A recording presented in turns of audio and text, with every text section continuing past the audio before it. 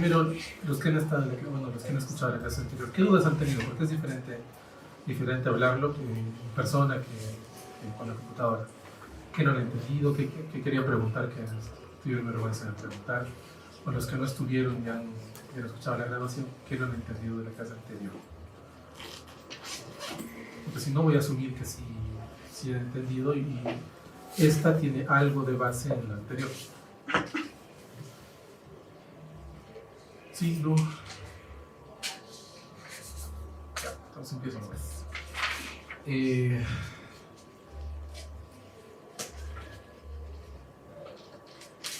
Las partes más conocidas de la reumatología son las RTCs, vasculitis que casi todo el mundo ve, osteoartritis que es artrosis y osteoporosis. De estos van a tener clases, lastimosamente no de todos los temas, por ejemplo. Van a ser las cosas más comunes, nada más. Entonces, de las más comunes, reumatología de por sí es raro, todas las enfermedades de reumato son raras. Artritis reumatoide es la más común de todas las RTCs, enfermedades difusas de tejido conectivo. Artritis reumatoide, todos han visto a algún paciente con artritis reumatoide, todos han escuchado, hasta algún familiar, amigo, algún compañero tiene artritis reumatoide, es algo común. Y la prevalencia más o menos ronda del 3,05 a 1,5% mundial, alrededor del 1% mundial. Y esa es la enfermedad más común de las RTCs, o sea, en sí es una enfermedad rara. Solo que es dentro de la reumatología, que es raro, es lo más común que hay. Entonces vamos a hablar de artritis reumatoide y Sjögren, que aunque no hay una prevalencia mundial, también se asume que es común. No sé si más o menos común de lo que la gente piensa, pero sí es común. Vamos con primero esta clasificación. De esto van a tener clase de todas, excepto de enfermedad mixta de tejido conectivo y indiferenciada. Las enfermedades difusas del tejido conectivo, digamos, es el título grande de las autoinmunes sistémicas. Y cada enfermedad tiene un subtítulo. Artritis reumatoide es la que vamos a hablar ahora. Lupus, que es muy conocido por todos, en todas las rotaciones, medicina se ve lupus. Sjögren, que es la que toca ahora. Y esclerosis sistémica, miopatías inflamatorias. Y las otras dos que no les toca hacer clases son una enfermedad mixta de tejido conectivo indiferenciada. Solo para que más o menos se ubiquen. Cada una tiene como que algún órgano, uno o varios órganos predilectos. Artritis reumatoide es la parte articular, lupus es sistémico todo el cuerpo, Sjögren todas las glándulas endocrinas, esclerosis sistémica piel, miopatías inflamatorias músculos, y la enfermedad mixta de tejido conectivo es una enfermedad propia, pero que engloba varias partecitas pequeñas de todas las RTCs, y con criterios propios, con tratamiento propio. Y la indiferenciada es que tiene varias cosas de todos, pero no llegas a cumplir criterios de ninguna. Más o menos así funciona. Entonces, primero con la artritis reumatoide. Hay muchos mitos acá. Cuando ustedes hacen, o bueno, cuando yo hice las clases en la universidad o cuando estaba preparándote para el examen de la residencia, siempre hay este cuadrito, ¿no? De cómo es artritis, cómo es artrosis, porque esa es la disyuntiva que siempre hay con los pacientes. El paciente mismo dice, doctor, tengo artritis o tengo artrosis, porque esas, digamos, son dos palabritas que les han quedado grabadas a todos los pacientes. Lastimosamente, ninguna de esas cosas de acá me hace diagnóstico de una o de otra, porque el diagnóstico es con el conteo articular. Es bueno saber esto, sí, ¿no? Es bueno saber que la artritis reumatoide es entre los 20 y 40, o sea, es una edad fértil, y superior a los 40 o 50 es osteoartritis, que es artrosis, ¿no? Es bueno saber que la artritis es una enfermedad sinovial, la artrosis de cartílago, es bueno, pero no me ayuda en el día a día, ¿no? Teniendo el paciente al frente, y tengo un paciente de 40 años, está justo en el límite de uno y empezando el otro, ¿qué tiene? ¿Tiene artritis? ¿Tiene artrosis? No sé. Entonces, casi ninguna de las características que son muy conocidas y pasadas de academia en academia, de libro a libro, son útiles en realidad en el día a día. La intención de estas clases es no bombardearlos de un montón de conocimiento, sino es intentar hacer un resumen comprensible de cómo se enfoca a los pacientes de Raynaud, porque como es una enfermedad rara, los demás médicos no suelen comprenderla bien, y sin comprenderla bien no puedes explicársela a quien no sabe, ¿no? Entonces la intención, por lo menos de las 2 clases que doy yo, 2 o 3, es resumir y hacerlo en palabras comprensibles, obviando muchos datos, para no marearlos y que entiendan lo que uno quiere decir. Entonces, en la clase anterior hablamos del conteo, ¿no? Esto más o menos sería que en el día a día de ustedes, ¿no? En el día a día del consultorio, cuando les toque usar su celular, cuando estén trabajando en médicos generales o de otra especialidad, o con un amigo familiar. Como les dije, el diagnóstico de nosotros es contando, es forzoso, tienes que saber contar. No hay forma de hacer diagnóstico de casi ninguna enfermedad de sistémica sin saber contar. Entonces, es una habilidad que toma tiempo aprender, toma semanas, meses, años de estar comparándote con otra persona. Es más o menos como se aprende el tacto rectal, ¿no? De urología, o el tacto vaginal y ginecología. Tú haces el tacto y la persona que te está enseñando te dice: mira, esto se siente así, esto se siente así, esto me va para acá, esto se siente arriba, abajo, y así, esto que eventualmente uno siente, ¿no? Ya sabes calcular en el tacto vaginal, el borramiento, el descenso, todo de acuerdo a la medida de tus dedos, como es la pelvis. Y en el rectal lo mismo, ¿no? Ya empiezas a ver, acá está la próstata, es la textura normal de la próstata, sin masas, tumores duros, blanditos, o la textura usual de la próstata, y así, pues está crecida, está pequeña, está grande, ya. Eso se aprende, digamos, en algunos días o semanas de práctica, ¿no? De que estás. El conteo toma un poco más de tiempo porque es mucho más pequeño lo que se siente, es mucho más fino. Entonces, ¿qué hacer cuando no se sabe contar? En la clase anterior les puse, ¿no? de las artralgias clínicamente sospechosas. Esto es un algoritmo que pueden usar los médicos de cualquier especialidad para, digamos, tener la sospecha de tener un paciente con artritis reumatoide. La idea siempre es hacer el diagnóstico temprano. ¿Por qué? Yo no quiero hacer, bueno, no es que no quiera. El diagnóstico tardío es un diagnóstico mal hecho porque no le ofreces la oportunidad al paciente de no tener las deformidades. Si esperas a que el paciente esté todo chueco, perdiste el momento, perdiste la oportunidad de tratar a ese paciente, ¿no? La idea es tratarlo con la artritis sin deformidades, sin erosiones, para que puedas inducir remisión y que ese paciente tenga una vida normal o con muy poquita deformidad que que siga siendo funcional hasta el último día de sus días. Entonces, usando los criterios de artritis clínicamente sospechosas, cuando los cumplen, ya uno puede hacer referencia, ¿no? Y ya nosotros vemos si tiene o no artritis, sinovitis, ya entre nosotros peleamos, pero su trabajo, el de ustedes, es referir a quien sí debe ser referido, ¿no? Ustedes no son tramitadores, no son de médico general de especialidad, no son alguien que simplemente dicen: doctor, me duele tal cosa, ya con el reumatólogo. No son así, o no deben ser así. Yo suelo decir que hay médicos interconsultores y hay médicos todistas, y los dos se equivocan. El médico interconsultor es el médico que no sabe nada y cualquier molestia que tenga va a referir a la especialidad que corresponde. Y el todista es el médico que piensa que lo sabe todo, ese nunca va a interconsultar a nadie, piensa que lo puede resolver a todo, y los dos médicos le hacen daño al paciente. La mayoría debemos aspirar a ser alguien que sabe un montón, pero resuelve dentro de sus capacidades e interconsulta lo que sobrepasa sus capacidades, ¿ya? Entonces lo mismo tienen que hacer ustedes cuando les toque trabajar solitos. Esto es un algoritmo útil. Vamos con lo de artritis reumatoide. Bueno, obviamente es una enfermedad autoinmune, ¿no? Pero estamos acá.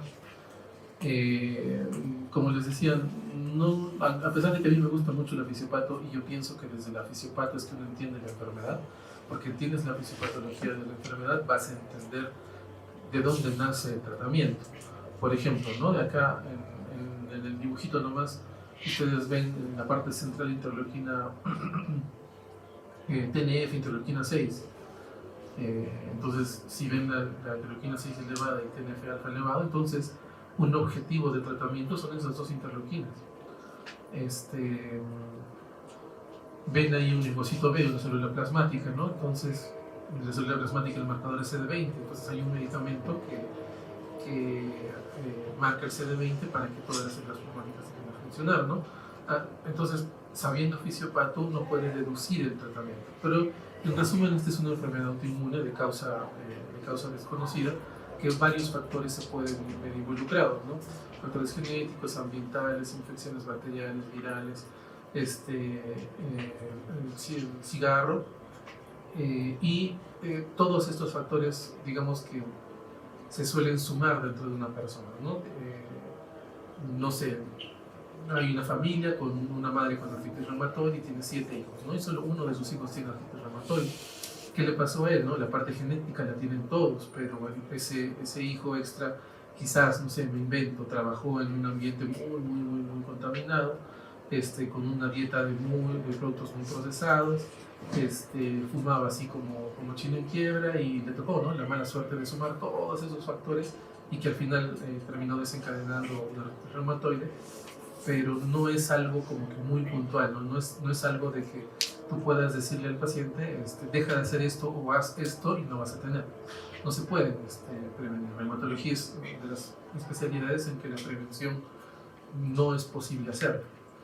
Entonces, todos los factores terminan desencadenando un fenómeno de citrulación, por eso hay un anticuerpo que es antipéptido cítrico citrulinado.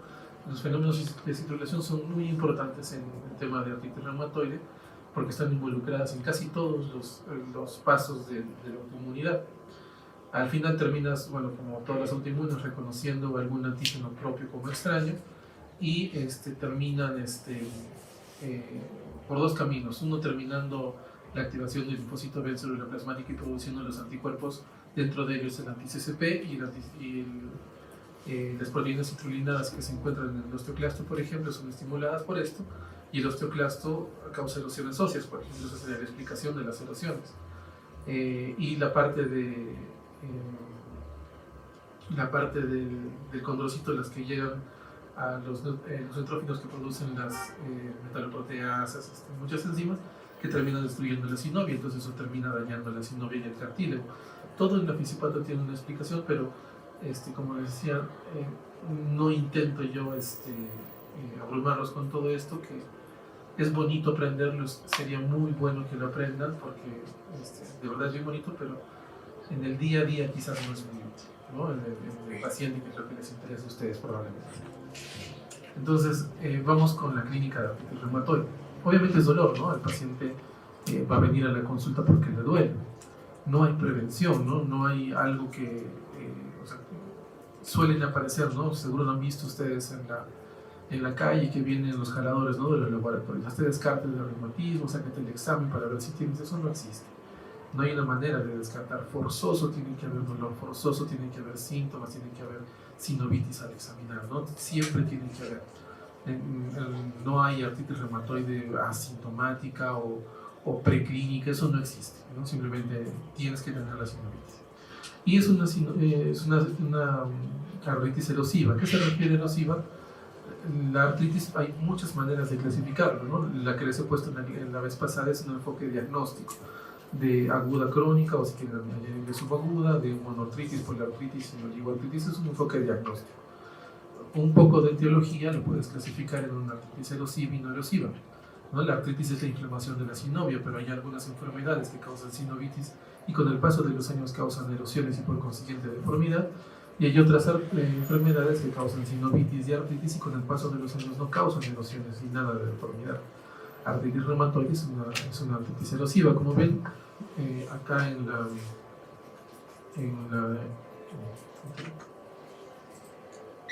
¿sí? Las flechitas están indicando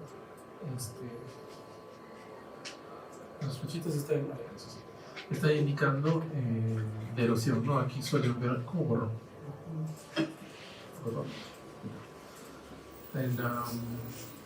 Las flechitas están indicando la erosión. Aquí suelen ver la erosión, ¿no? En la puntita de la flecha.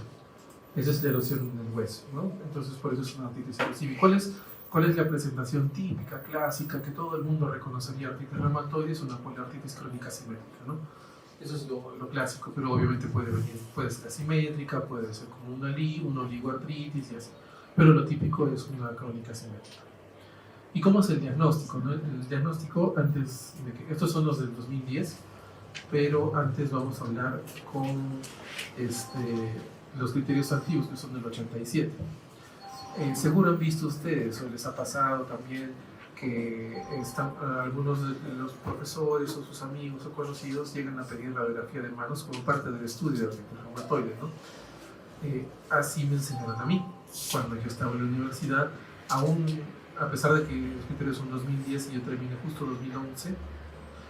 En ese momento debieron enseñarme los nuevos criterios de 2010, pero me enseñaron los antiguos. Entonces, en los antiguos, muy aparte del examen físico, de los nodos reumatoides y el factor reumatoide, hablaban de la radiografía de manos, que tenían que había erosiones o osteopenia articular, ¿no? Este era, digamos, lo típico de que en ese entonces se pedía, ¿no? La radiografía de manos. Pero en el 2011 cambiaron, en el 2011, con la intención de hacer un diagnóstico temprano, los criterios cambiaron, porque mientras más temprano yo vea el diagnóstico, más temprano empiezo la inmunosupresión y entonces ese paciente que iba a tener erosiones ya no las va a tener y por consiguiente no se va a deformar. Entonces, con la intención de hacer más temprano el diagnóstico, retiraron la radiografía de manos y también retiraron de parte de los criterios la otra parte, que es los nódulos reumatoideos que están acá. Los nódulos reumatoideos que están aquí. ¿Por qué? ¿Por qué los retiraron? Porque los nódulos reumatoides aparecen después de muchos años de diagnóstico de la enfermedad. Al igual que las erosiones, pasan muchos años para que erosiones aparezcan en la radiografía. Como a mí me interesa hacer el diagnóstico temprano, en pocas semanas o máximo meses, no me van a servir las radiografías ni ver los nódulos reumatoides para hacer diagnóstico temprano de artritis reumatoide. Entonces, por eso dejaron de pedirse, ya no deben de pedirse. Hay varias razones. En 2016, Euler nos dice a nosotros, por favor no pidan radiografía de manos, solo retrase el diagnóstico, solo retrase el tratamiento, perdón, porque ya sea para artritis reumatoide u otra artritis u osteoartritis, no nos ayuda la radiografía de manos, no tiene utilidad, salvo una excepción muy puntual en osteoartritis erosiva, que ahí sí quizás ayudaría el diagnóstico, pero después no. Entonces, ¿cómo se hace el diagnóstico de artritis reumatoide? Tiene que haber la afectación articular. ¿A qué se refiere esto? Al conteo. Uno tiene que contar. Tiene sinovitis en una articulación grande, o 2 a 10 grandes, 1 a 3 pequeñas, 4 a 10 pequeñas, más de 10 pequeñas. ¿Por qué tiene más puntaje las pequeñas? Porque la artritis reumatoide típicamente es de pequeñas y medianas máximo, ¿no? También afecta a grandes, pero típicamente es de pequeños, entonces tiene más puntaje la de pequeño. ¿Por qué una articulación grande tiene 0, por ejemplo? En la clase anterior les dije, ¿no? Si piensan en monoartritis aguda, una sola articulación que tiene artritis y es aguda, ¿qué van a pensar en séptico? ¿No? Entonces tiene un 0 puntos acá, ¿no? Porque nadie va hay otras posibilidades de diagnóstico mientras menos articulaciones estén involucradas y mientras más grande sea. Por eso tiene más puntaje las pequeñas. 6 semanas, ¿por qué? Porque hay muchas veces, no sé si a ustedes les habrá tocado algún hermanito conocido o de repente ustedes mismos en la infancia, que han estado con fiebre algunos días, van al médico, no le encuentran el porqué, van a otro médico, todo normal, y de repente pasa 1 o 2 semanas y el chiquito deja de hacer fiebre, y nadie se entera ni por qué, ni qué pasó. También pasa lo mismo acá. Hay un montón de enfermedades que causan artritis, muy parecida al artritis reumatoide y que ahorita se autolimita en unas pocas semanas, 1, 2, 3 semanas. En la clase anterior les puse el ejemplo, ¿no? De la postinfecciosa o una viral por hepatitis C o B, puede causar una poliartritis similar a ARLI, o sea, muy similar a artritis reumatoide, que se autolimita sola. Entonces, tiene que haber un puntaje de tiempo para no equivocarme, ¿no? Para no estar diagnosticando artritis reumatoide de cosas que no son artritis reumatoide y solo parecen. Y los títulos de los anticuerpos, el anti-CCP y el factor reumatoide, tienen más puntaje mientras más altos sean, ¿no? Mientras más altos sean, es mucho más probable que sea un verdadero positivo. Y rectas de fase aguda también tienen un puntaje, un poco menor porque hay un montón de causas de elevación de BCG y PCR, ¿no? Las infecciones, neoplasias, otras enfermedades autoinmunes también elevan PCR y la BCG tiene como 40 causas que le elevan aparte del artritis reumatoide. Entonces tiene un poco menos puntaje. Y el diagnóstico se hace con un puntaje mayor o igual a 6, como decía. ¿Ya? Ahorita vamos a ver en la última parte que es algo como que de práctica, vamos a ver cómo es esto. Entonces, estos son los criterios antiguos, estos son los actuales que probablemente van a cambiar.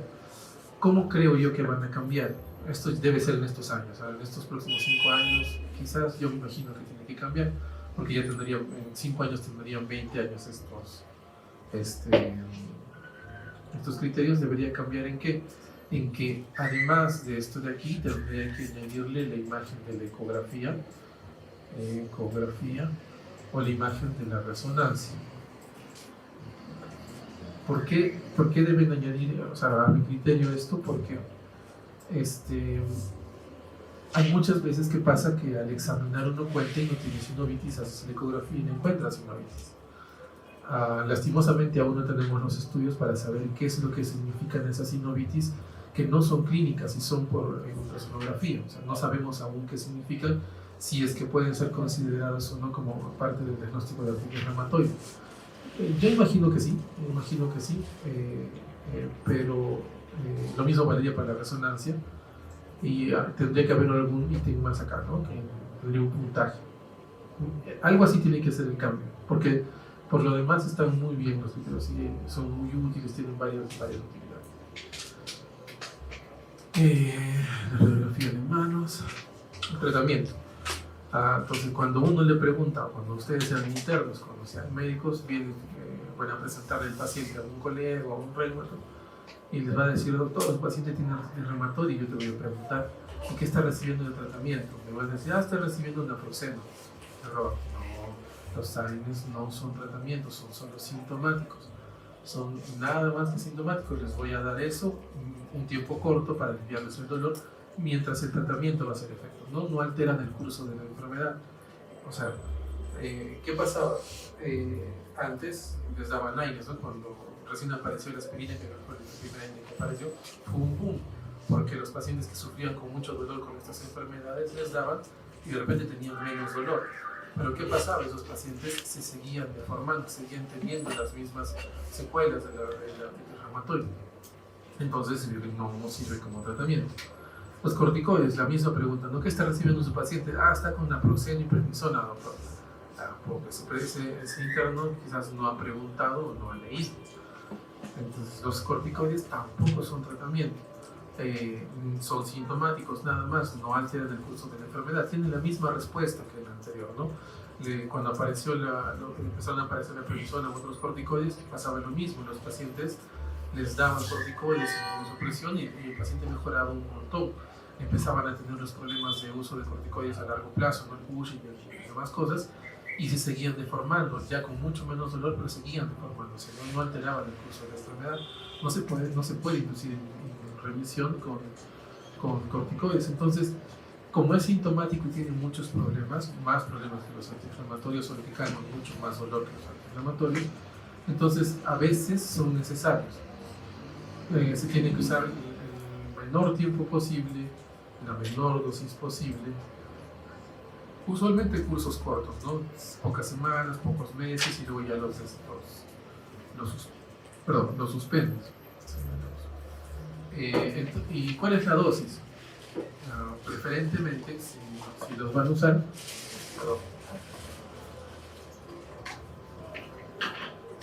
a dosis bajas, ¿no? 7.5, menos de 10, por poco tiempo, porque los pacientes van a darse cuenta de que los corticoides les alivian la molestia. Es más, se ponen a buscar en internet, tú les das metotrexate, ¿no? Ese medicamento es para el cáncer, no quiero tomar esto, voy a tomar este otro que sí me alivia, ¿no? Y le dan, usualmente en la farmacia, les dan dexametasona, la de 4 miligramos equivale a como 25 de prednisona, entonces les alivia un montón la molestia y así están años y solo aliviándose el dolor nada más. Y después aparecen después de 1, 2 años, 3 años con Cushing, con el resto de problemas y deformes. Y cuando vayas a usar corticoides, aparte de usar poco tiempo, poco dosis, usa de preferencia los de vida media corta, o sea, no usa los de vida media larga. ¿Cuáles son de vida media larga? Por ejemplo, dexametasona, justo el que en la farmacia dan más. ¿No? ¿Cuáles son de vida media corta?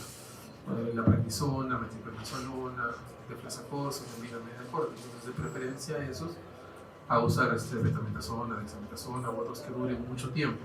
Por dos razones. Uno, que no quiero que dure mucho tiempo, quiero que dure un poco. Y segundo, que no puedo titular la dosis. Acá pongo de 7,5 a 10, ¿no? Por ejemplo. ¿Cómo calculo 7,5 en una pastilla de dexametasona que es chiquitita, que viene de 4 miligramos, equivale a 25 más o menos? ¿Cómo le doy? Pues un sexto de la pastilla. No se puede calcular dosis bajas en esos medicamentos. Entonces, de preferencia, si es que se va a usar prednisona, deflazacor, metilprednisolona en esas dosis. ¿Cómo es el tratamiento? Hay una parte que es no farmacológica, que siempre, se les pide, ahí viene un poco lo de terapia física y educación general del paciente, y otra parte, la que es ocupacional, que se les ayuda con ortesis o técnicas para hacer las cosas.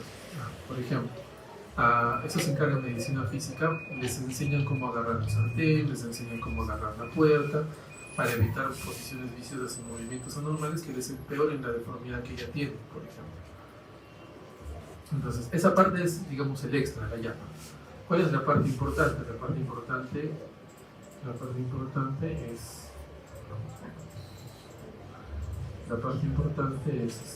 esta de aquí, ¿no? La que nos toca lo del tratamiento. Entonces, ¿cómo es el tratamiento? Como dice acá, ¿no? Se usa AINES o corticoides a la menor dosis posible, el menor tiempo posible, porque no es tratamiento. Hay que empezar los DMARDs, las drogas modificadoras de la enfermedad, hay que empezarlas lo más temprano posible. ¿Cuál es el que usualmente se empieza? El más usado es metotrexate. Metotrexate es el medicamento más usado en artritis reumatoide, es la piedra angular de todo el tratamiento. Todos los tratamientos, casi todos los tratamientos juegan alrededor de metotrexate en combinación con ¿no? Dígame, salvo un par de excepciones, casi todos hasta es obligatorio combinarlo con metotrexate. Entonces es la piedra angular del tratamiento. ¿Y cuál es la dosis? La dosis de metotrexate es de 10 a 25 a la semana. Esa es la dosis de metotrexate. Entonces ¿cómo te pide empezar la guía? Te pide empezar la guía en dosis de preferencia no menores a 15. Entonces ya empiezas con 15, o a veces sí hay un poco de miedo, 12,5, pero no empiezas con las dosis más bajas, ¿no? Empiezas con un poquito más de dosis. Vas aumentando en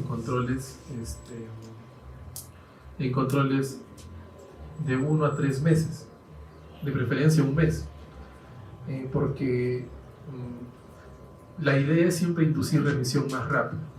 Yo le empiezo una dosis, un medicamento a un paciente, pero ese paciente aún no está en remisión. O sea, está siendo tratado, pero aún no está en remisión. Si, entre comillas, estaría siendo parcialmente tratado. Le aumento la dosis, sigo sin inducir remisión, ese paciente sigue estando parcialmente tratado. O sea, el objetivo de tratar es inducir remisión, y si no alcanza remisión, aún no completas el tratamiento del paciente. No significa que es un error común que el hecho de que reciban una dosis X de metotrexate u otro DARME, que significa que estén en tratamiento, ¿no? Eso no funciona. Es como los diabéticos, ¿no? Los diabéticos que están con una pastillita de metformina al día te van a decir, doctor, yo estoy en tratamiento y estoy muy mal. No es eso, es que no están tomando el tratamiento correcto. Es lo mismo acá.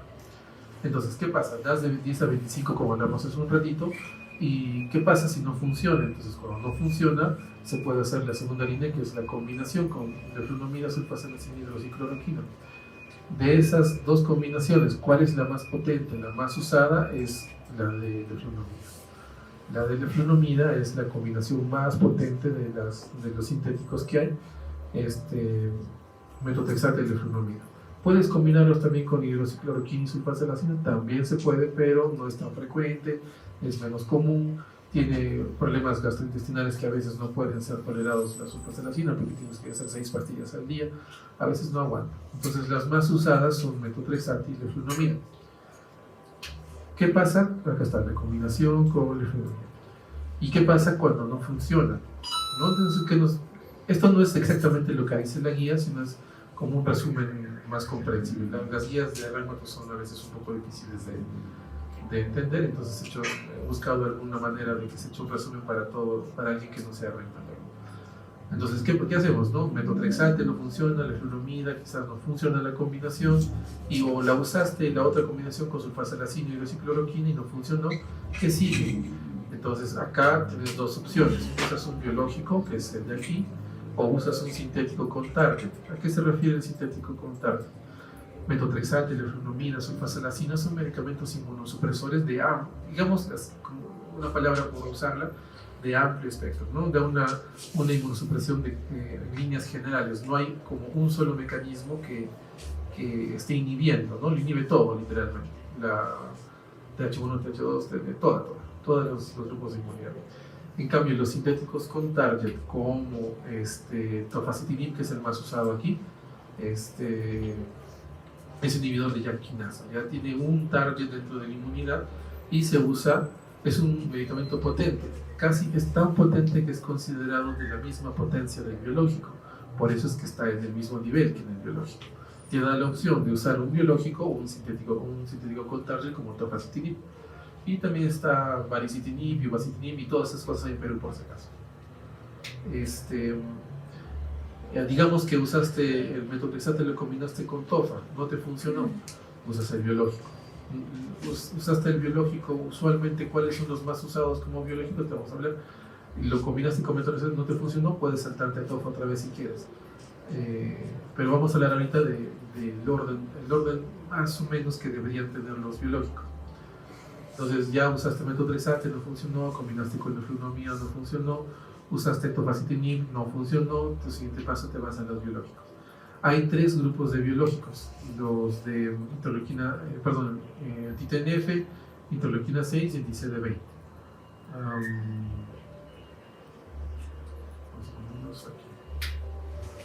Los anti-TNF son los más usados de todos los biológicos: TNF-alfa, etanercept, adalimumab, infliximab, certolizumab y colisulimumab. Entonces, ¿qué haces aquí? ¿Cuál es el medicamento más usado de todos estos? Etanercept. Es el más antiguo, el más seguro, el que entre comillas tiene menos riesgo de reactivación de tuberculosis. Como ponen aquí en el cuadrito, la tuberculosis es un problema en todos los biológicos. La TB latente es algo que debe ser descartado siempre en todos los pacientes que son biológicos, con mucha más razón en pacientes que usan anti-TNFs, porque el TNF es necesario para mantener el granuloma. Si recuerdan la primera infección que está en el pulmón, la célula gigante multinucleada, la de Langerhans, forma un granuloma, ¿no?, alrededor del micobacterio. El TNF-alfa es necesario para mantener ese granuloma, lo bloqueas y el granuloma desaparece. Entonces, el riesgo de los anti-TNFs es un poquito más que los demás de reactivar una TB latente, ¿no? Por eso debes buscarla. Todos funcionan, solo que tienen algunas, digamos, cosas extras o beneficios, ¿no? Por ejemplo, adalimumab es un poco más funcional para uveitis, y así cada uno de ellos tiene ciertas ventajas o desventajas frente a los demás, pero se pueden usar todos. Digamos que usas uno, no funciona. No funciona, puedes elegir entre interleuquina 6 o CD20. Tocilizumab es el interleuquina 6 y rituximab es el CD20.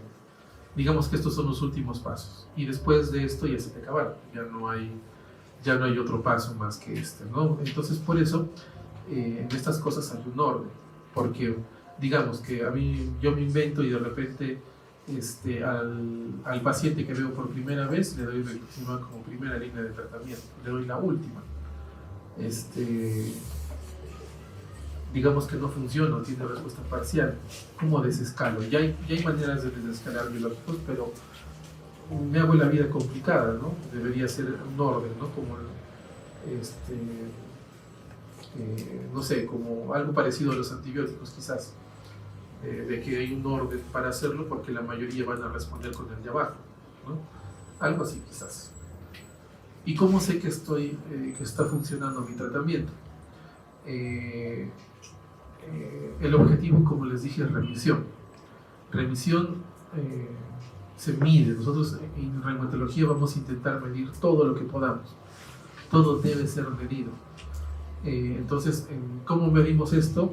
Hay scores, hay, digamos que algoritmos o escalas que nos miden la actividad del paciente. Hay muchas más que estas, pero ¿cuál es el más usado de todos ellos? Es el DAS28. El DAS28 es el más usado de todos estos scores. En resumen, casi todos estos scores de aquí y todos los demás que no llegan a estar evalúan tres cosas. La primera es el conteo articular, el conteo. La segunda es la PCR-BCG y la tercera es el dolor. Bueno, más o menos, o sea, poniéndolo en sencillo, ya poniéndolo en algo muy fácil, resumido, todas estas de aquí evalúan estas tres cosas en mayor o menor medida, en todas ellas teniendo mucho más valor el conteo articular. Entonces, ¿qué hacemos nosotros? Viene el paciente, está recibiendo el medicamento y examinas, cuentas otra vez. Cuentas y ves cuántas articulaciones han bajado. Tenía antes, digamos, 15 y ahora tiene 10. Ya la PCR estaba en 7, ahora está en 3. Y el dolor en el EVA estaba, no sé, pues en 5 y ahora está en 4. Entonces sacas el score y hay una respuesta del tratamiento. En la siguiente consulta le aumentas la dosis porque todavía sigue activo y el número de articulaciones, la PCR-BCG y el dolor va bajando y hasta que en algún momento, en alguna consulta en los próximos meses, va a haber 0 de conteo, cercano a 0, la PCR normal, o no dolor, o muy poquito dolor, y haces el DAS28 u otro score y te sale que está en remisión. Entonces, ese paciente cumpliste el objetivo. Esto hace muchos años apareció, se llama treat to target. Nosotros tratamos con un objetivo. Antes no existía esto, antes simplemente les daban los medicamentos con la esperanza de aliviarles el dolor. Esto aún sigue pasando algunas veces. Van a encontrar algunos médicos que les dan el medicamento, ¿cómo te sientes? No, ya no me duele nada, entonces te bajo la dosis. Eso no se hace, ¿no? Nosotros nos lo copiamos, bueno, nosotros digo, los reumatólogos nos lo copiamos de los endocrinos y de los cardiólogos. Los endocrinólogos que tratan diabetes tratan con un objetivo, ¿no? Los pacientes, de acuerdo a su edad, comorbilidad y expectativa de vida, tienen un objetivo de glucosa y de hemoglobina glicosilada. Es un paciente que tiene una expectativa de vida corta, ya casi no tiene ese objetivo, no simplemente manejan las emergencias. Si es alguien joven, tu objetivo va en glucosa y hemoglobina glicosilada va a ser muy abajo. Entonces nosotros igual, tenemos un objetivo al cual llegar. Los endocrinólogos que están tratando diabetes no los ven ustedes retirando medicamentos, ¿verdad? Más bien los ven aumentando, aumentas dosis, aumentas combinaciones, o puedes cambiar un medicamento por otro por algún problema, una comorbilidad que tenga, o porque el otro es más potente como tratamiento, pero nunca retiran. Del colesterol igualito, ¿no? Mejoran, pero nunca lo retiran. Más bien van aumentando, ¿no? El número, la cantidad o la dosis de medicamentos que se usan. Entonces nosotros es lo mismo, aumentamos la medicina hasta que inducimos remisión. ¿Qué se hace después? Ese es un problema. Una vez que induces remisión, la guía nos dice, bueno, por lo menos lo mínimo que hay que mantenerlo son 6 meses antes de pensar hacer algo. Probablemente sea más tiempo. Yo imagino que la siguiente actualización van a decir 1 año, 2 años, 3 años, 4 años, 5 años, 6 años. Así como en lupus. En lupus antes decían 2 años de tratamiento, luego 4 y eventualmente en los siguientes años yo me imagino que va a aparecer 8, 16, 32, 64, así hasta que se mantenga el medicamento de por vida. Quizás, imaginándome yo, intentando suponer, quizás después de un tiempo muy largo de estar en remisión, podrías intentar bajar dosis en algo de los medicamentos, sí, quizás. Pero así como la diabetes, el diabético que está controlado, que deja de tomar su metformina o lo que sea que esté tomando, la siguiente comilona lo van a ver en la emergencia con 500 de glucosa. Lo mismo pasa acá. El paciente con artritis reumatoide que estaba bien controlado, ya estaba en remisión, dice, no, doctor, yo estoy bien, no necesito la medicina. Toman y ya los ves en 2, 3, 4, 5 meses, que es más o menos lo que se demora en desaparecer el efecto. Los ves en emergencia, ¿no? Llorando, doctor, me he equivocado, estoy muy mal. Y si le tienes que volver a dar la dosis y quizás ese tratamiento que antes le funcionaba ya no le funciona. Entonces, probablemente el tratamiento sea de por vida, solo que aún no tenemos escrito ese concepto, pero lo que yo imagino es que sí va va a cambiar. Entonces, ese sería el pronóstico, ¿no?, de artritis reumatoide.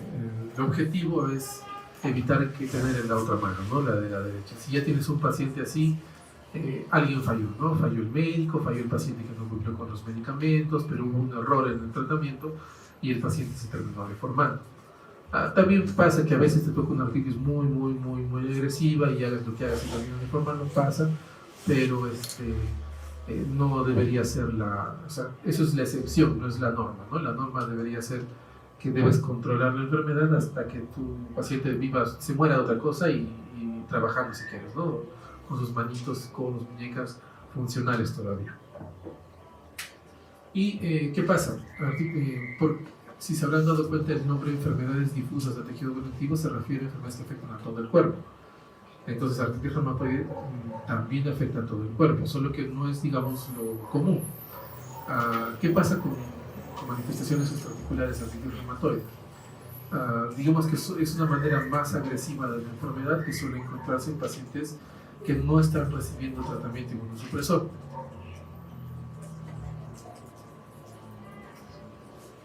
Se encuentra PIT, enfermedad pulmonar intersticial. Hay vasculitis reumatoide, que es una vasculitis de piel y también afecta el sistema nervioso periférico. En ojos se encuentra uveitis, escleritis o piscleritis. En el corazón suele haber derrame pericárdico y en los nódulos reumatoides se consideran como parte extraarticular. Entonces, cuando aparecen manifestaciones extraarticulares de artritis reumatoide, el pronóstico se ensombrece. ¿Por qué? Porque, digamos que tenga vasculitis, voy a tener que darle un medicamento que me cubra la vasculitis. Y usualmente si es algo muy severo, voy a requerir otros medicamentos aparte de metotrexato. Los antitemíacos no suelen funcionar mucho, entonces se hace un poco más complicado. Si tiene uveitis, tengo que escoger solo los medicamentos que me van a tratar artritis reumatoide y uveitis. Son menos número de medicamentos, no son muchos, se habrán dado cuenta. Son poquitos los medicamentos que tenemos para tratar. Entonces se hace mucho más complicado el tratamiento del paciente y también su pronóstico. Si ya tienen EPI, eventualmente sin tratamiento el EPI va a progresar y van a terminar falleciendo de EPI, no de la artritis reumatoide. Entonces nunca hay que dejar a un paciente con artritis reumatoide sin tratamiento, porque vamos a tener estas complicaciones más adelante. Sjögren. Sjögren en la clínica obviamente es la sequedad, ¿no? Nosotros decimos síntomas Zika, que son síntomas de ojo seco, boca seca, que son los más conocidos, pero también hay sequedad nasal, también hay sequedad genital.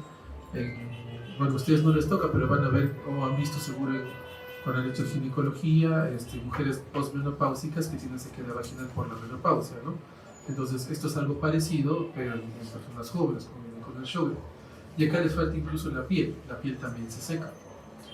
Entonces, nosotros decimos síntomas Zika cuando hay sequedad, ¿no?, lo que estamos poniendo acá. Y el nombre correcto para ojos secos sería seroftalmia, para boca seca seroftomía y así. Entonces, la clínica típica de un Sjögren te van a venir con sequedad, ¿no? Y a veces o no con artralgia. O sea, no artritis, haces el conteo y encuentras como tienes artritis, tienes artralgia. Eso es lo típico. También pueden tener artritis. Ahorita vamos a hablar de eso. Pero lo típico es alguien que tiene ojo seco, boca seca, dolores articulares, quizás sequedad vaginal, de piel y nariz también. Pero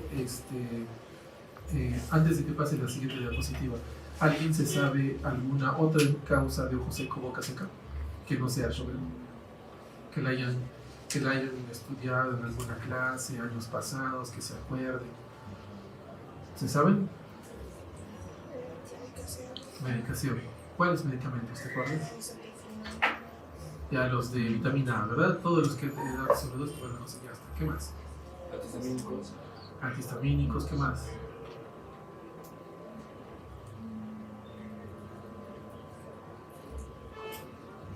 Ya, ¿ve? Entonces, es algo que no nos enseña a nosotros, hablo de mí, nosotros de mi generación, mi edad, cuando nos hablaban de ojo seco, boca seca, Sjögren. ¿Qué otra enfermedad? No sé, Sjögren. Porque nunca nadie nos explicó que hay un montón de otras enfermedades que causan ojo seco y boca seca. Esto es solo un resumen, ¿no?, que copió y pegado y he estado añadiendo y borrando algunas cosas, pero ahí ven el Sjögren pintadito. y todo el resto son otras causas de ojos secos y boca seca. Entonces, seguro no sabían que hepatitis C y HIV eran ojo seco y boca seca, por ejemplo. Los posoperados de corrección de miopía tienen ojo seco.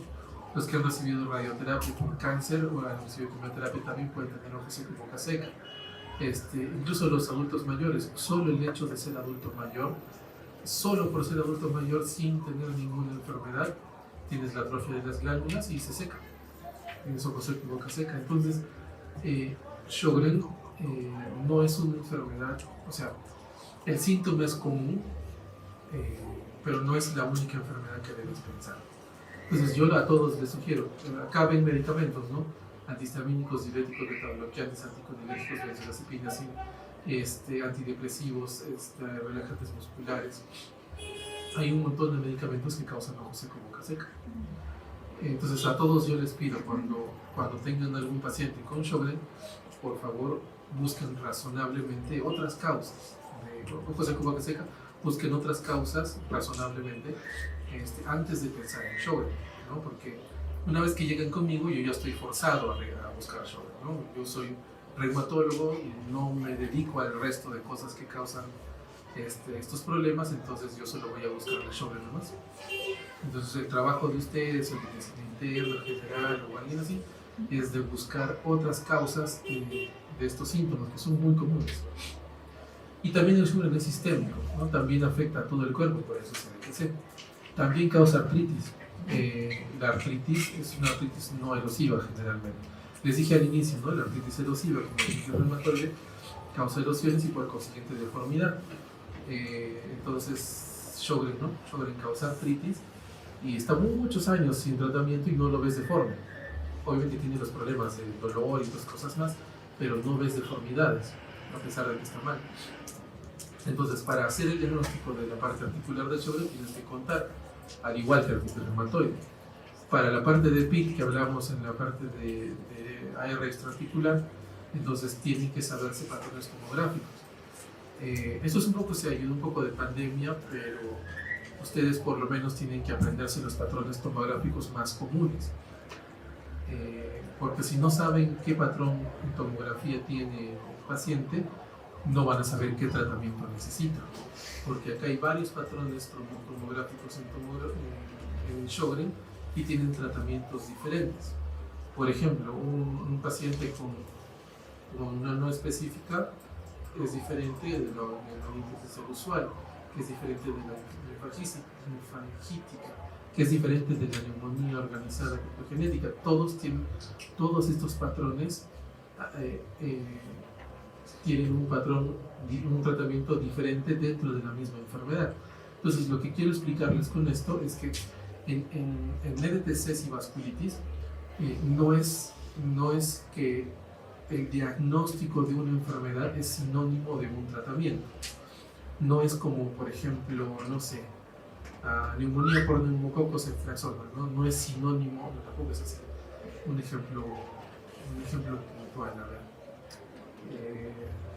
Seguro que en medicina no hay nada, no hay un ejemplo de ergo, de que un diagnóstico o algo corresponde a algo forzoso, no hay. Pero el punto que quiero que me entiendan es que el hecho que tengan Sjögren no significa que requieran un tratamiento per se. Va a depender el tratamiento de acuerdo al órgano, al compromiso y a la severidad de ese compromiso. Entonces, si fuese PID, yo necesito saber patrones en tomografía. En la parte renal, en lupus van a ver que es mucho más glomerular, pero en Sjögren suele ser los glomerulos más tubulares. Tendrían que saber un poco de fisiopato, cómo son las afecciones tubulares renales y cómo son las glomerulares, cómo se diferencian de la proteinuria, qué otros síntomas dan, que es un poco más complicado, pero el punto es que también afecta el riñón. Neuropsiquiátrico, el neuropsiquiátrico da, por ejemplo, psicosis, agitación, igual que el lupus, que van a ver, y afección del sistema nervioso central, por ejemplo, que tenga, o periférico, que tenga polineuropatía, monolitis múltiple, así. Entonces acá se necesita examinar, se necesita la imagen, la peli, la ecografía, que más o menos uno tiene que saber interpretar. Obviamente yo no soy neurólogo, pero tengo que saber interpretar todo esto para poder hacer el diagnóstico. La piel es vasculitis, entonces necesito una biopsia. yo no soy patólogo, pero tengo que saber interpretar una biopsia. En la parte hematológica puede causar leucopenia, puede causar trombocitopenia. Entonces, ¿qué necesito? Al menos un aspirador de médula ósea. Tampoco soy hematólogo, pero tengo que saber interpretar un aspirador de médula ósea. Y no olvidar también que el Sjögren's son todo el riesgo para el linfoma. Entonces, si tiene leucopenia y trombocitopenia, en un Sjögren's de repente hay que buscar también linfoma por ese caso. Y así ahí puede llegar a afectar a todo el cuerpo. Entonces tienes que buscar la afección, si no, no haces el diagnóstico. ¿Y cómo se hace el diagnóstico? También tiene criterios. RAW y LAB son los anticuerpos que se usan para Sjögren. El score de tinción ocular, que es algo que hacen los oftalmólogos, que no sé por qué no lo hacen. El shimmer, que es un papelito que se coloca para ver cuánto moja el papel, que tampoco lo hacen los oftalmólogos. Y el flujo salival sin estimulación, que es medir cuánta saliva sale. Dentro de todos estos, el más importante de todos estos es este de aquí. El más importante es la biopsia.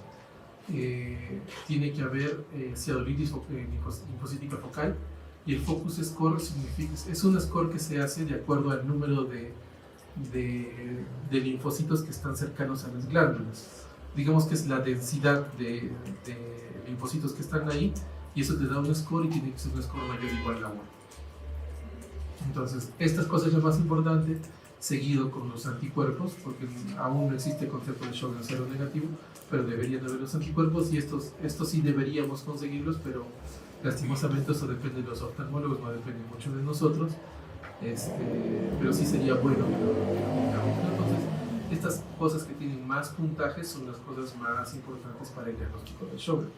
¿Qué se biopsia? Hay dos sitios para biopsiar. Una es glándula salival menor, que se refiere a las glándulas que están dentro de la boca.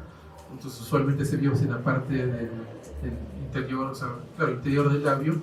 Y lo otro que es para biopsiar es parótida, la parótida de acá. ¿Qué se suele biopsiar? La menor. Ya muy pocas veces se hace biopsia de parótidas, porque está el facial, ¿no? Si recuerdan su anatomía, el facial está caminando, todo el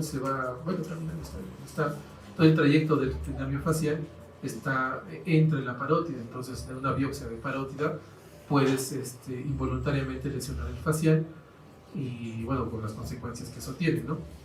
Entonces, casi siempre se hace la biopsia de glándulo salival menor, que es de la parte que queda dentro del labio, ¿no? Es mucho más sencillo, menos riesgos. Obviamente les duele, pero no tienes ninguna estructura que dañar, ¿no? Y Sjögren tiene criterio de inclusión, tiene que tener el ojo seco y boca seca, ¿no?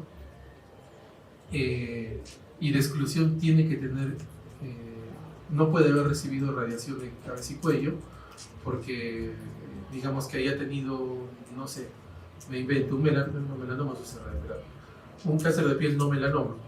Entonces, en algunos casos usan radiación en la cara, y después tienen ojo seco y boca seca. Entonces, esos pacientes es imposible que tengan Sjögren. Es un criterio de exclusión. Hepatitis C y HIV lo mismo. Si tienen hepatitis C y HIV, no pueden tener Sjögren por definición. Aunque hay algunos reportes de casos, por ejemplo en HIV, por un síndrome propio de... No, hepatitis C, me parece. Un síndrome propio de estos que simula Sjögren, pero es variable.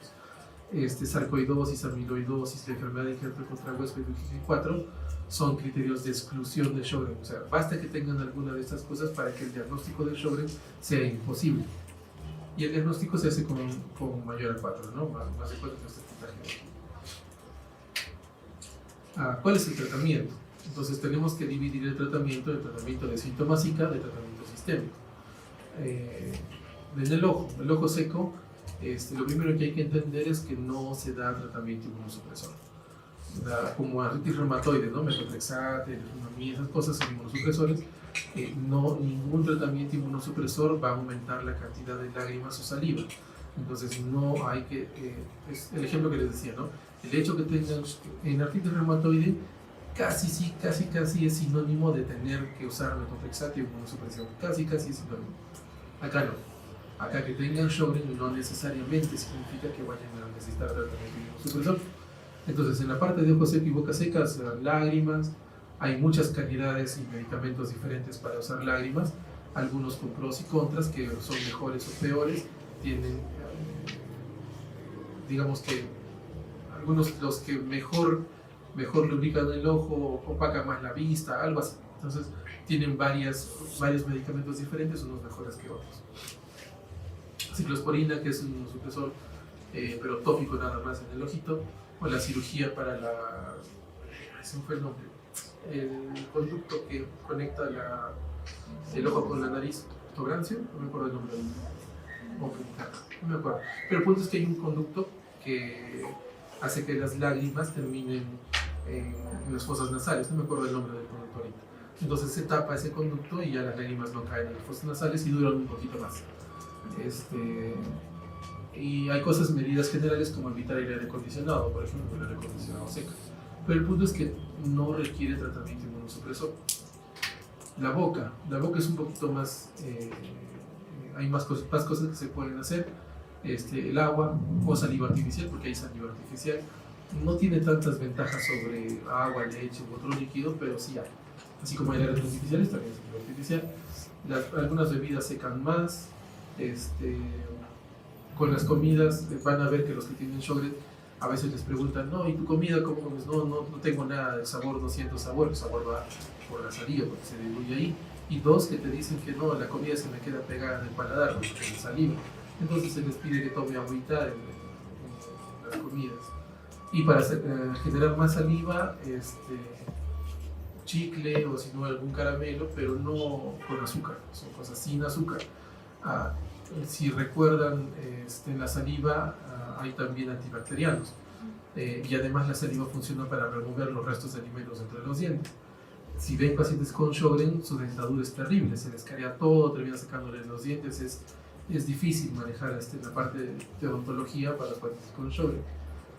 No alcohol ni tabaco, los alimentos picantes o salados les duelen y el humidificador, que son medidas generales. Pero la misma respuesta anterior, no requiere tratamiento inmunosupresor. Ningún inmunosupresor va a aumentarle la cantidad de saliva. Y en la parte, no he querido ahondar mucho en esto, porque casi me harían unas 5, 6, 7, 8 diapositivas, porque Sjögren es un hermano, en la parte sistémica, es un hermano pequeño de lupus, por ejemplo. Todas las manifestaciones que tengan lupus las va a tener Sjögren en menor medida o ligeramente diferente. Entonces no he querido ahondar mucho en esto porque me imagino que el doctor de lupus va a hablar de esto, y además que es la primera clase y los voy a marear con la parte de sistémica que se ve. Entonces voy a hablar la parte de artritis de Sjögren, que si recuerdan, la artritis reumatoide era metotrexate con leflunomida, la combinación, y a veces quizás con menor medida se usa sulfasalazina y hidroxicloroquina, y luego vienen los biológicos, ¿no? Viene el skitenef, interleuquina 6, interleuquina 20. Aquí no, aquí se van a dar cuenta de que nosotros en reumato, en lupus, vasculitis y hepatitis inflamatorias, siempre hablamos de los mismos medicamentos. Son los 5, 6, 7, 8, 9 medicamentos que tratan casi todas las manifestaciones de la enfermedad, solo que van a ver que los usamos en un orden diferente. Digamos que este ejemplo de Sjögren me sirve, ¿no? En artritis reumatoide el medicamento de elección en primera línea era metotrexate. Acá no, acá la artritis de Sjögren es hidroxicloroquina. En artritis reumatoide hidroxicloroquina era si es que la tercera opción, con mucha suerte. Si es que se usaba, no se usa. Y acá metotrexate es la primera, acá metotrexate es segunda cuando no funciona hidroxicloroquina. Acá quizás, cuando no funciona quizás se usa leflunomida, pero no va a sulfasalazina. No se usan anti-TNFs, no se usa interleuquina 6. Por fisiopato sí serviría quizás rituximab o belimumab, que es otro biológico, pero por eso no los quiero marear como les dije. Entonces, la parte de artritis se usa hidroxicloroquina, metotrexate y ya quizás leflunomida. Generalmente, como les decía, como esto no es muy agresivo, no son tantos estudios ni medicamentos que se han probado en esto. Y las manifestaciones severas. ¿A qué se refiere con severo? Todo órgano con el que no puedas vivir es severo. Cerebro no puedes vivir, páncreas no puedes vivir, riñón, corazón, digamos que una trombocitopenia severa con plaquetas menores de 50.000 que te mueres de sangrado, o sea, por respirar, o menor a 20.000 que te mueres sangrado, con un sangrado espontáneo y puedes fallecer, es severo. las vasculitis también suelen ser severas. Entonces, todas las manifestaciones autoinmunes que engloben órganos importantes son manifestaciones severas de la enfermedad. Acá, como les dije, cada una de estas, así como el ejemplo que les puse en los patrones de tomografía, cada órgano tiene una manera diferente de ser afectado. ¿Cómo les puedo poner un ejemplo acá? El ejemplo para entender esto es lupus, que bueno, no me toca mucho, pero nefritis lúpica en la biopsia tiene 6 tipos, ¿no? Y cada tipo tiene un tratamiento diferente. Y así es, todos los órganos tienen formas diferentes de ser afectados y severidades diferentes. Entonces, cada una de esas tiene un tratamiento diferente. Es lo complicado que es de Raynaud, ¿no? Un solo órgano se parte en 5, que son las manifestaciones de eso, y ese 5 se vuelve a abrir en un 2 o 3, que, o sea, digamos, no sé, un solo órgano aquí se abre en 5 manifestaciones diferentes de ese mismo órgano, y esas manifestaciones se abren en 2 o 3 severidades diferentes cada una, y al final un solo órgano termina siendo 15 tratamientos diferentes, que van a ver los mismos medicamentos en esos 15, pero en un orden diferente. En primera línea es uno en esta manifestación, en segunda línea es otro, y así. Es lo que es un poco complicado de entender los tratamientos de reumato, por eso es que no he querido tocar mucho esto, porque no se marea. Pero el punto es que las manifestaciones severas de Sjögren's suelen requerir miclofenolato, suelen requerir ciclofosfamida o suelen requerir rituximab con dosis mucho más altas de corticoides, no como la artritis reumatoide, que usas un poquito y luego desaparece, que requiere un poco más cuando es severo. Y el objetivo también depende del órgano afectado, pero siempre se busca la remisión. Digamos que tengo, no sé, me invento, está convulsionando el paciente, es un neurosjögren. Entonces yo le voy a dar dosis muy altas de corticoides con ciclofosfamida, y que mi objetivo es que la convulsión, o sea, a largo o mediano plazo, corto o mediano plazo, es que el paciente no vuelva a convulsionar y que no requiera los anticonvulsivantes para mantenerse sin convulsiones. Algo así. O que si tiene proteinuria por la parte renal, la proteinuria vuelva a bajar por debajo, o sea, baje por debajo de cierto límite que yo considere objetivo de tratamiento. Algo así funciona. Todos los órganos tienen un objetivo al cual tratar. Y el pronóstico en Sjögren la mayoría de veces es leve y autolimitado. O sea, la gran mayoría de Sjögrens solo tienen ojo seco y boca seca, nada más. Y de repente artralgias, como les dije al inicio. Y algunas veces es sistémico y severo, pero también depende del órgano, ¿no? Es diferente que tengas polineuropatía, en que, bueno, vas a tener las dificultades para moverte, trasladarte, caminar, a que, no sé, pues tengas un estatus convulsivo por Sjögren y quizás mueras, ¿no? Es diferente tener depende de la severidad y el órgano. Y eso es gracias a la parte de teoría. Ahora vamos un poquito para más o menos intentar ubicarlos a ustedes. Esto es más o menos como piensan los oftalmólogos. ¿Qué es lo que me interesa hablar de aquí? Es que el ojo seco tiene causas diferentes. Tiene 2 causas diferentes. Una es evaporativa y otra es deficiencia acuosa. ¿A qué se refiere esto? La deficiencia acuosa es un problema de ojo seco por poca cantidad de lágrimas, o sea, en volumen sale en menor volumen, o sea, poquito, no sé, me invento, de lo que yo no sé cuánto producimos de lágrimas, ya me estoy inventando, digamos que normalmente se produce, no sé, 5 mililitros de lágrimas diarias. En estos pacientes con ojo seco por poca cantidad van a producirse 2, algo así. Y hay ojo seco por el evaporativo, que es por mala calidad de lágrimas. Si recuerdan oftalmo, hay lágrimas diferentes, ¿no? Todos, creo que son 3 tipos de lágrimas diferentes, ya no me acuerdo ya. Pero el punto es que las lágrimas tienen un contenido diferente en cada tipo de lágrima, que hacen que se mantenga estable y se evapore más lento. Entonces, en estos pacientes con evaporativo tiene una mala calidad de lágrimas, o sea, el contenido que tienen es menor o es inadecuado, y hace que esa lágrima que debería evaporarse también, me invento, en 1 hora, se evapora en 30 minutos. Entonces termina secándose el ojo, y también hay mixto. Entonces, ¿cuál pienso que es de Sjögren?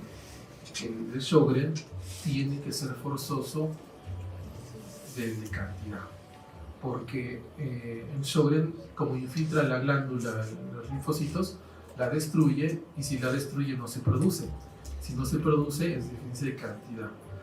Entonces, ¿qué pueden hacer ustedes? Les dije, ¿no? Tienen pacientes con ojo seco, boca seca, lo llevan al oftalmólogo. Los oftalmólogos, hay pruebas para esto. Por ejemplo, el Schimmer me ayuda un poco para ver la cantidad, el break-up test que me ayuda para ver la cantidad, y así varias cosas. Pero si el paciente por el oftalmólogo le dice que tiene evaporativo, nadie debe pensar en el Sjögren. Debe pensar en otras cosas, ¿no? Deficiencia de insuficiencia de glándulas de Meibomian, cosas así. Y si es acuoso, ya por lo menos de 100 pacientes me han reducido 50, y otros 50 que reduzcan por otras causas como son medicamentos, ya son 20, 30 y es menos, bueno. Entonces ya se hace más selectivo la búsqueda de Sjögren. Entonces, como les decía, siempre hay que buscar primero causas más probables de Sjögren, como medicamentos, edad, etc. Y luego ver razonablemente descartado de la mayoría si busca Sjögren. Y luego hay una cosa más, que si tienen ojo seco con úlcera corneal, sí, no esté titubeando mucho, de frente lo mandan por si acaso a ver si tiene Sjögren, porque ya estos pacientes con úlcera corneal ya tienen riesgo de ceguera, y no van a esperar, ¿no?, las semanas o meses que no se demore de estar buscándole otras causas. Entonces, ¿qué pasa si yo me equivoco? Digamos que yo estoy equivocado, me estoy inventando, yo estoy en un error. Digamos que sí es cierto que hay que buscarle Sjögren a todos. Entonces, ¿qué va a pasar, no? Viene un paciente, ya digamos adulto mayor, que se está, me dice, doctor, quiero que veas si tengo Sjögren. ¿Te sientes el ojo seco? ¿Cuáles son las preguntas que tienes? Si arde el ojo, si tienes una sensación de cuerpo extraño, si sientes lágrima en el ojo. Sí, doctor, sí tengo eso. Y entonces hay que ir al oftalmólogo. El oftalmólogo, sus 100 solcitos de consulta, digamos, siendo generosos, haciendo pobres, porque cobrar un poco más. ENA son 400 soles para sacar el roll-up. La celulografía, unos 600, más o menos. La biopsia de glándula salival menor, fuera del malestar de la biopsia, deben ser más o menos unos 300. Entonces saqué como 1300 quizás, y entonces, como es adulto mayor, lo más seguro es que sea atrófico, y va a salir negativo, ¿no? Me va a salir negativo el resultado. Entonces va a venir conmigo y yo le voy a decir, señor, ¿qué diagnóstico tengo? Es negativo para Sjögren. El paciente me va a decir, entonces, doctor, ¿por qué tengo el ojo seco? Yo le voy a contestar, no sé, pero no tiene Sjögren. Entonces mi trabajo solo es buscar Sjögren. El trabajo del medicina interna general, el oftalmólogo, es buscar las otras causas de Sjögren, porque yo solo voy a poderle dar una respuesta al paciente, ¿no? Y a ustedes no les va a gustar que después de haber pasado unas 2-3 semanas gastando este dinero, habiendo sentido el malestar del aviso, porque si duele y duele varias semanas después, no les va a gustar que les diga, bueno, no sé lo que tienes, ¿no? Entonces, siempre hay que buscar el diferencial, ¿no?, para buscar otras explicaciones. Luego, ¿cuándo pedir factor reumatoide anti-CCP? Como les decía al inicio de la clase,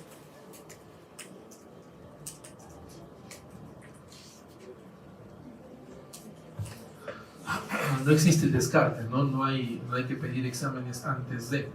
Los exámenes de tamizaje, ¿no?, de screening, que son como el colesterol, como la glucosa, el hemograma, la medida de presión, que se usa como chequeo general, no existe en Reuma, no hay, salvo en osteoporosis y el ácido úrico, que es de gota, que es después de los 40. Todo el resto de enfermedades, la osteoporosis después de los 50. Todas las demás enfermedades en Reuma no tienen prevención, entonces solo deben pedirse bajo ciertos contextos nada más. Entonces, como estamos hablando de artritis reumatoide, vamos a ver cuándo pedir factor reumatoide y anti-CCP.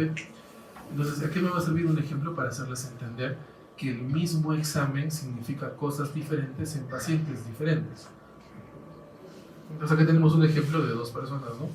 Una abuelita que está enferma, con fiebre, con síntomas urinarios, Y este señor que está tranquilo, jugando, feliz, y en ambos le pedimos un cultivo, y en los dos nos sale positivo. Es un solo examen, una sola respuesta.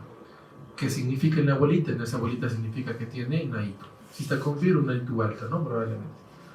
Y en esa paciente va a requerir antibióticos, ¿no? De hecho, esa señora va a requerir antibióticos. En el otro señor, ¿cuál va a ser el diagnóstico? No va a ser una NAITU, va a ser una bacteriuria asintomática. Y la bacteriuria asintomática no se trata porque ese señor obviamente no está embarazado. Si es que le fuesen a hacer algún procedimiento neurológico, le darían los antibióticos, ¿no? Pero si no, no. Entonces, el mismo examen significa cosas diferentes en pacientes diferentes. Lo mismo pasa con el factor reumatoide, anti-CCP, ANA, ENA, ANCA, todos los exámenes de reumatología. Significan cosas diferentes en pacientes diferentes. El mismo examen, el mismo resultado. Entonces, ¿qué pasa con el factor reumatoide? El factor reumatoide es un examen relativamente con buena sensibilidad, pero con relativamente mala especificidad. Hay muchas otras causas de factor reumatoide positivo. O sea, se encuentra en personas sanas el factor reumatoide entre el 5 al 20% de personas sanas. O sea, sus vecinos, agarran 100 de sus vecinos, 5 al 20% de sus vecinos, 5 a 20 de sus vecinos van a tener factor reumatoide positivo sin tener ninguna enfermedad. E incluso si digamos escogen un poquito más su población y escogen adultos mayores o pacientes críticamente enfermos, van a tener hasta un 30% de factor reumatoide positivo. Entonces, no es un examen muy específico que digamos. Estamos hablando de sanos. Ahora hablemos de otras enfermedades. Acá ven, bueno, artritis reumatoide sí, pero la psoriática reactiva, lupus, enfermedad mixta, vasculitis, miopatías inflamatorias, infecciones virales, hepatitis, VIH, herpes, tuberculosis, otras enfermedades autoinmunes como cirrosis viral primaria o neoplasias, tienen factor reumatoide en no poco porcentaje. Si ven acá, casi todas superan el 10-15%. Y en otras enfermedades autoinmunes, por ejemplo, en la mixta, la mitad de mixtas tienen factor reumatoide positivo, ¿no? Y vasculitis, que dirán, bueno, vasculitis no tiene nada que ver con factor reumatoide, es alrededor del 15-20% de vasculitis pueden tener factor reumatoide positivo sin que esto signifique nada. El anti-CCP es mucho más específico para artritis reumatoide, o sea, tiene menos causas que le den positivo sin ser artritis reumatoide. También se encuentran sanos, alrededor del 5%. Y las enfermedades son poquitas, ¿no? Usualmente se encuentra en lupus, esclerosis sistémica, artropatía psoriásica, pero así muy bajo porcentaje, ¿no? No es como el factor reumatoide, que se encuentra en un montón de enfermedades. Entonces, ¿en quién pedimos? ¿No? Digamos que yo también, hagamos el ejercicio que yo me estoy equivocando, ¿no? Yo digo que no debe pedirse a todos, pero digamos que yo me he equivocado y Jalador tenía razón y que hay que pedirle a todos los pacientes de factor reumatoide para ver qué les sale. O el anti-CCP, la misma idea. Entonces hacemos el ejemplo con los criterios que hablamos hace un momento.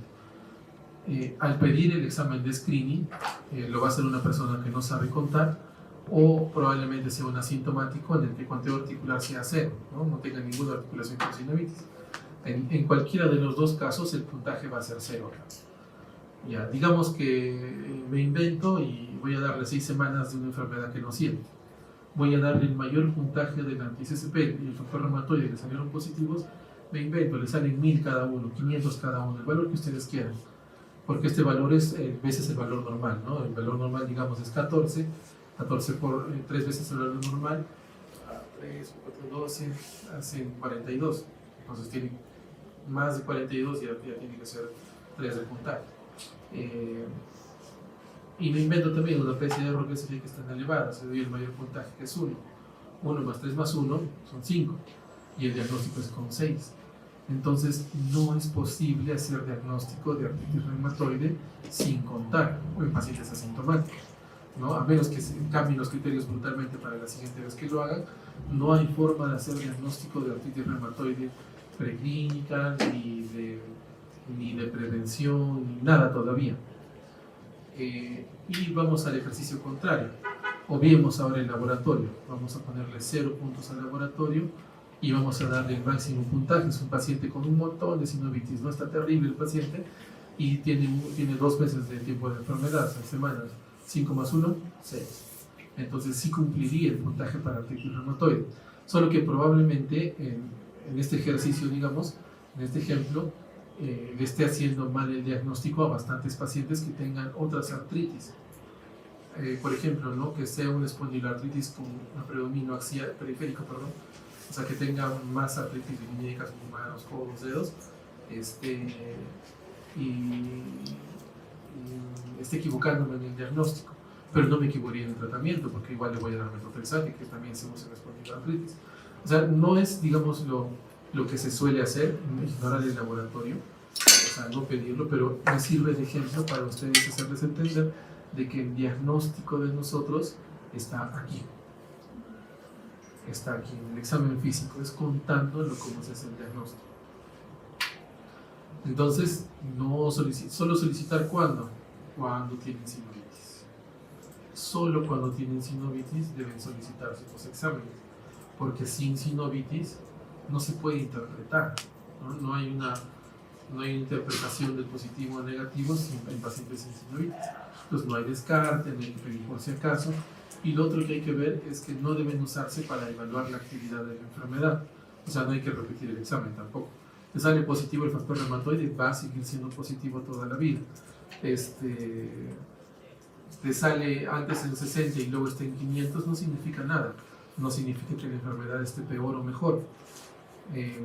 ¿Por qué van a ver que hay algunos más pacientes que médicos? Los médicos ya no tanto, siguen hay algunos, pero más los pacientes, porque muchos años atrás, muchas décadas atrás, cuando aparecieron estos exámenes, sí intentaron darle sentido como un examen que revela la actividad de la enfermedad, que el título de la noticia o el título del factor reumatoide guardaba correlación con cuán activa estaba la artritis reumatoide, y eso no fue. O sea, no se probó, se descartó, quedó en nada, pero la idea en los pacientes de esas épocas todavía quedó.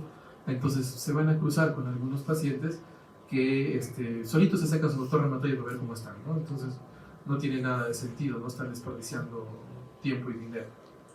¿Ya? Entonces solo se pide para el diagnóstico, y una vez que tiene diagnóstico, nunca más se debe repetir. Y ahora sí, gracias. Sería todo. Si tienen preguntas, por favor.